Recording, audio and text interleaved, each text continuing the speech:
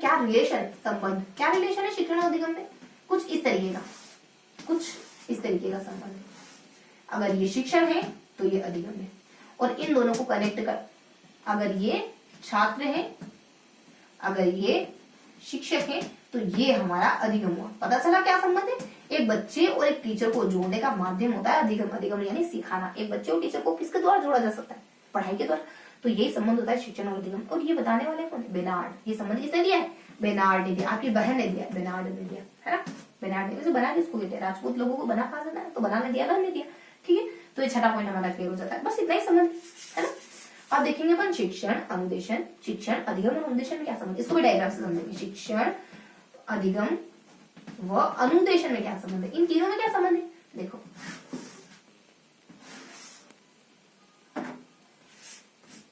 इन तीनों में कुछ यूं संबंध है, समझे।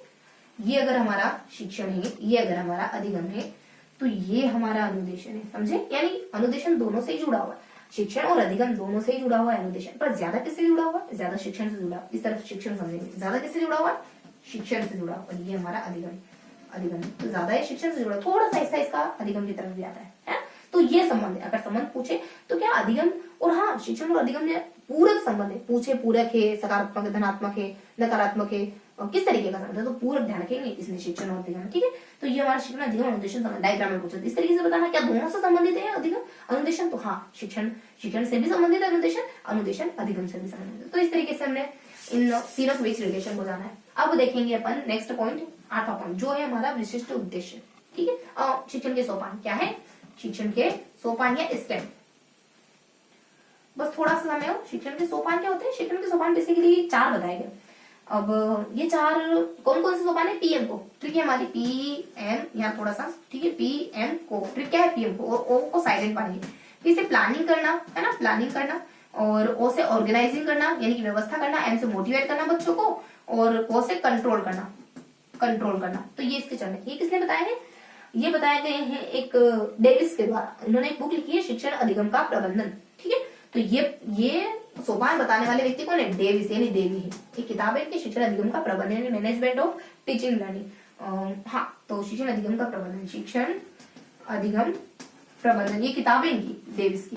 ठीक है, और इस किताब में इन्होंने इन 4 सोपानों का डिस्कशन किया है। ठीक है, तो ये हमने शिक्षण अधिगम के सोपान देखने, बहुत ही आसान से सोपान है। पीएम को फिर से ध्यान रखेंगे। उसके बाद 9th टॉपिक है हमारा शिक्षण के विशिष्ट उद्देश्य। ये थोड़ा सा इसको थोड़ा सा ध्यान रखेंगे। कौन से उद्देश्य शिक्षण के?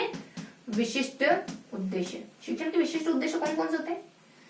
शिक्षण के विशिष्ट सिद्धांत, उद्देश्य नहीं कहेंगे, सिद्धांत। शिक्षण के विशिष्ट सिद्धांत है कुछ कुछ, ये थोड़े यूनिक है।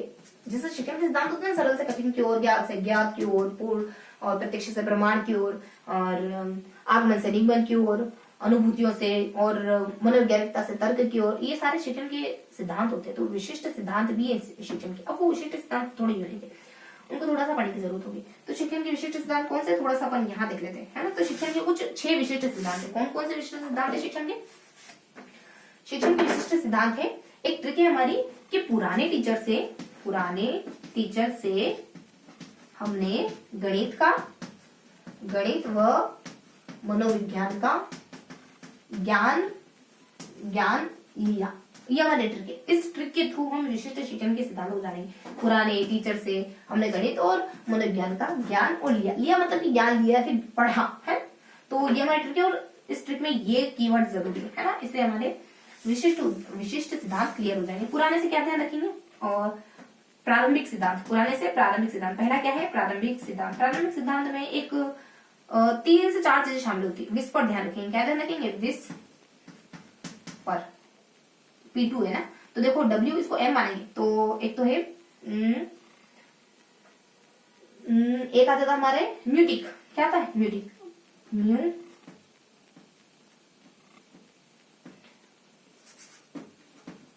म्यूटिक। एक ध्यान रखेंगे हम संप्रेषण, एक ध्यान रखेंगे हम प्रश्नावली, प्रश्नोत्तर, सुकरात।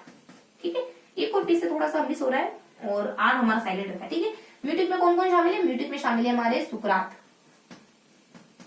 प्रश्नोत्तर विधि का संबंध है सुकरात का संबंध प्रश्नोत्तर विधि से। सबसे पहले प्रश्नोत्तर का प्रादुर्भाव किसने किया? सबसे पहले प्रश्नोत्तर विधि कौन लेके आया था? सुकरात, सबसे पहले। और शायद वुडवर्थ शिक्षा विज्ञान में प्रश्नावली विधि लेके आए। ठीक है, सबसे पहले प्रश्नावली विधि सुकरात, वुडवर्थ शिक्षा विज्ञान में लेके आए, मतलब पढ़ाई में प्रश्नोत्तर शामिल किसने किए? वुडवर्थ ने। और संप्रेषण का संबंध गिलबर्ट हर्बर्ट, बर्ड है लेकिन पीछे क्या है? बर्ड है, आगे डेश रखेंगे पीछे बर्ड, हर्बर्ट है, गिलबर्ट है, हर्बर्ट होगा मे बी, है ना।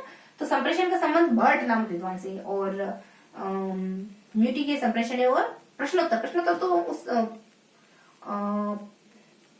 पृच्छा उपागम, प्रश्नोत्तर नहीं, पृच्छा उपागम। क्या है पृच्छा? पृच्छा उपागम किसका है? सचवेन का। एक बात पूछूं, सच सच बताना, नहीं पूछ नहीं, ये बता रही ट्रिक बता रही, एक बात पूछो, सच सच बताना।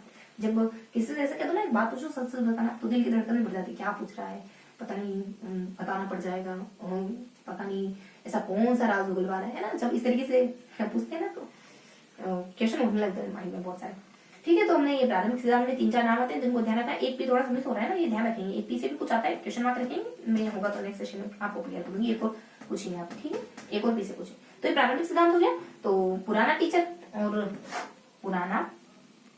पुराने टीचर से हम साइकोलॉजी और गणित का ध्यान लेते हैं, तो पुराने टीचर से। तो टीचर में आ जाता है शिक्षक का सिद्धांत, शिक्षक सिद्धांत क्या आता है? शिक्षक सिद्धांत।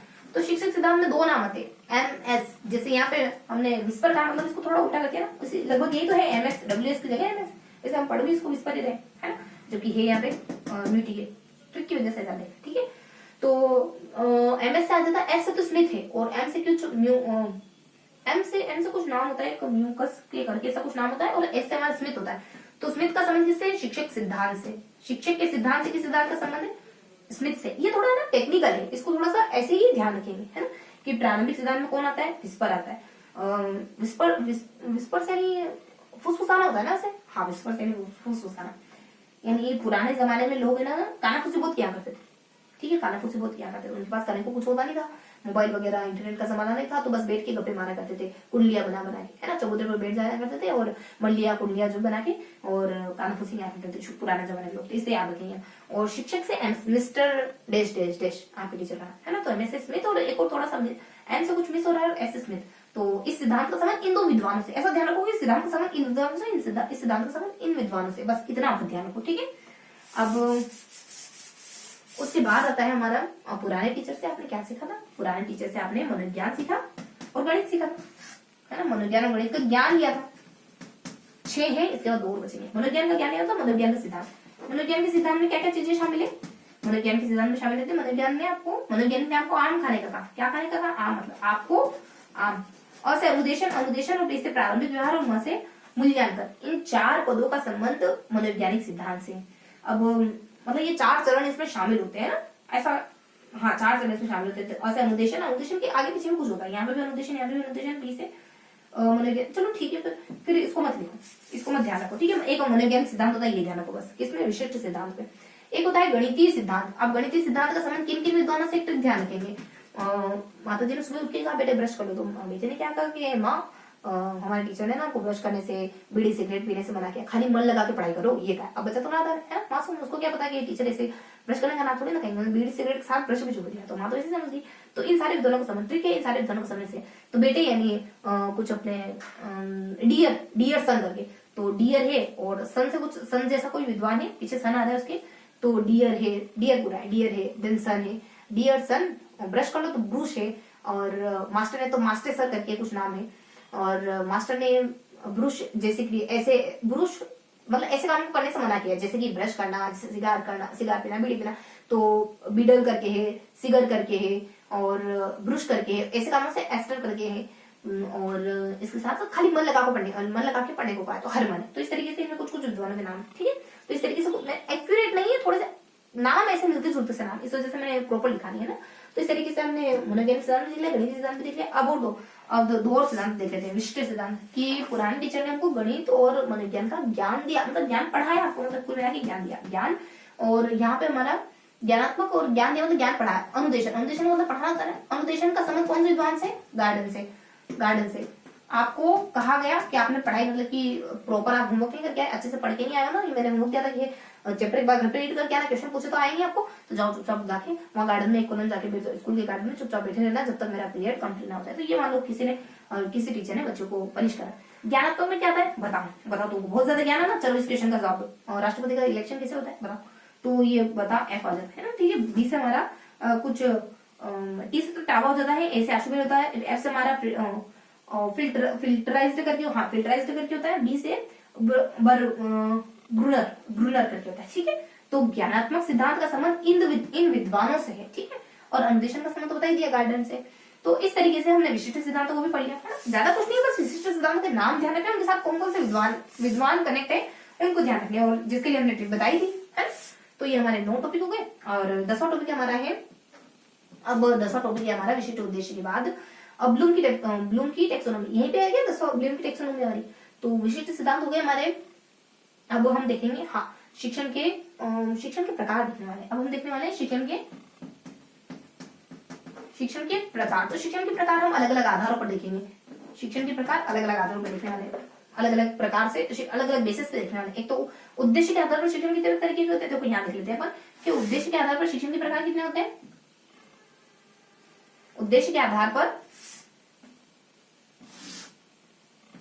ठीक है, तो उद्देश्य के आधार पर शिक्षण कितने होते हैं, 3 होते हैं। एक तो स्मृति, 3 होते हैं, एक स्मृति है, एक बोध है, दूसरा बोध है, तीसरा चिंतन है। तीसरा क्या है, तीसरा है यहाँ लिखेंगे अपन चिंतन।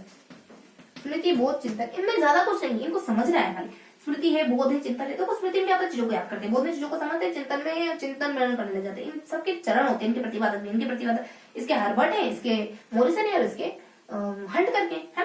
देखो स्मृति स्तर में पद तो देखेंगे, हर्बर्ट ने कौन से 5 पद बताए, मॉरिसन ने कौन से 5 पद बताए, चिंतन में एक हंट ने कौन से 5, मतलब कौन से पद बताए, 5 नहीं, सब में 5 तो नहीं, कौन से पद बताए, उन पदों को तो देखेंगे। इसके बाद ये देखेंगे कि यहाँ पे टीचर और बच्चे का आपस में कोऑर्डिनेशन कैसी होती है, टीचर और बच्चे की स्थिति क्या होती है क्लास में। देखो यहाँ तानाशाही की तरह टीचर काम करता है, यहाँ एक दूसरे प्रश्न उत्तर करते हैं, ठीक है स्थिति, यहाँ बहुत फेमिलियर माहौल होता है टीचर और बच्चे में। यहाँ अगर आपको ये जांचना है कि बच्चे ने अच्छे से याद करा नहीं, कैसे प्रश्न पूछोगे, वस्तुनिष्ठ। अगर ये जांचना है बहुत अच्छे से हुआ नहीं, तो कैसे प्रश्न पूछोगे, वस्तुनिष्ठ में काम चल जाएगा। चिंतन जांचना है तो निबंधात्मक प्रश्न पूछने पड़े। इसका उद्देश्य होता है तथ्यों का, इसका उद्देश्य जीवन संबंध को व्याख्या करना। इसका उद्देश्य आपको सृजनात्मक बनाना, क्रिएटिव बनाना, समस्या का समाधान करने योग्य बनाना, ये सब है ना। और इस तरीके से देखेंगे अपन।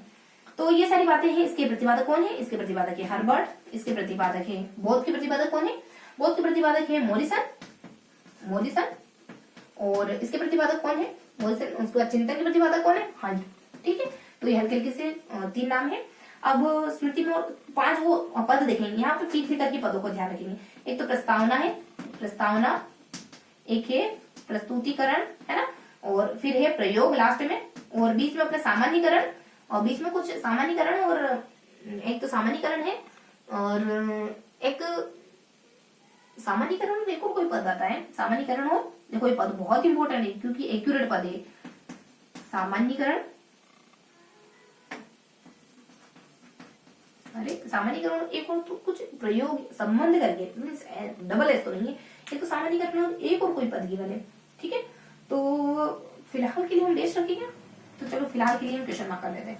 मॉरिसन ने क्या बताया, मॉरिसन की बिजी, और मॉरिसन कहता है कि अगर आप बच्चों को मतलब अन्वेषण करके, देखो इनके बाद क्या है, ये इनके बाद होगा, ठीक है। अब इसके बाद क्या है, अगर बच्चों के सामने आप अन्वेषण करके चीजों को प्रस्तुत करोगे तो बच्चे अच्छे से आत्मसात कर लेंगे, बच्चे क्या करेंगे, अच्छे से आत्मसात कर लेंगे।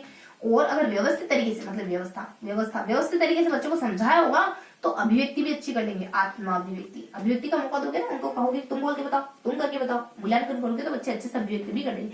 हंट ने क्या बताया, हंट ने बताया आपके सामने समस्या है ना, तो इनमें क्या आएगा, इनके बदले की आपके सामने समस्या आएगी आपके सामने, तो आप क्या करोगे, संभावित समाधान, परिकल्पनाओं का निर्माण करोगे, और उन परिकल्पनाओं पर चिंतन मनन करोगे कि इन समाधानों से क्या समस्या का समाधान वास्तव में हो सकता है या फिर सिर्फ ख्याली गुलाब।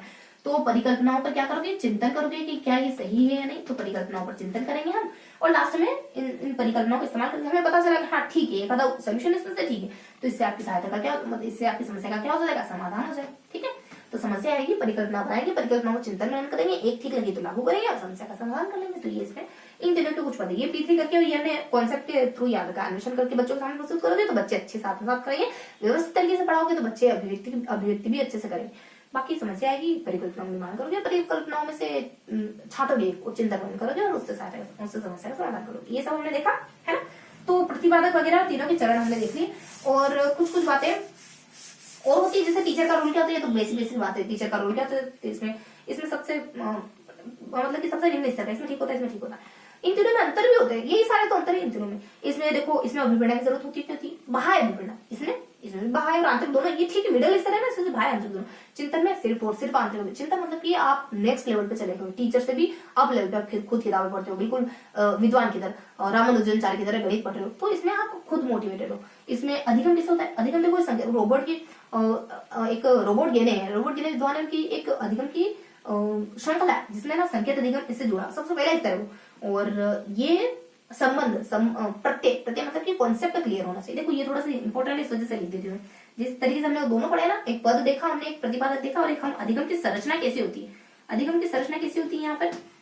अधिगम यहाँ पे एक तो संकेत है ना, संकेत मतलब कि जो श्रृंखला है ना, उसमें सबसे पहला पद संकेत ही, तो संकेत का संबंध स्मृति वाले से।